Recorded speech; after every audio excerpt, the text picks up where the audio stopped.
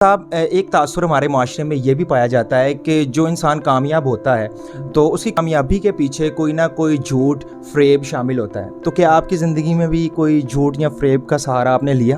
का जो सवाल है बिल्कुल राइट है। हर इंसान की ज़िंदगी में कोई ना कोई फ़रेब ज़रूर होता है, ठीक है, और कामयाब इंसान की ज़िंदगी में झूठ भी ज़रूर होता है, लेकिन उस झूठ की जो टाइप है वो कुछ और हो सकती है।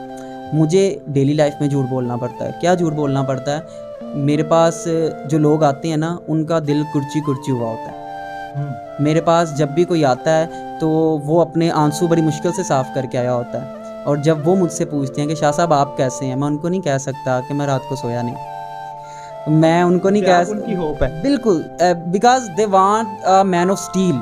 लोगों को एक स्टील का बंदा चाहिए जिसको कुछ फील नहीं होता, ठीक है। तो डेली मुस्कुराना भी पड़ता है। हम भी इंसान हैं, ठीक है। मैं psychologist, writer, trainer, motivational speaker एक साइड पे, सबसे पहले हम इंसान हैं। तो डेली लाइफ में झूठ बोलना पड़ता है कि नहीं, आई एम ऑलराइट। बट मेरी नज़र में वो झूठ नहीं होता जो किसी की बेहतरी के लिए बोला जाए।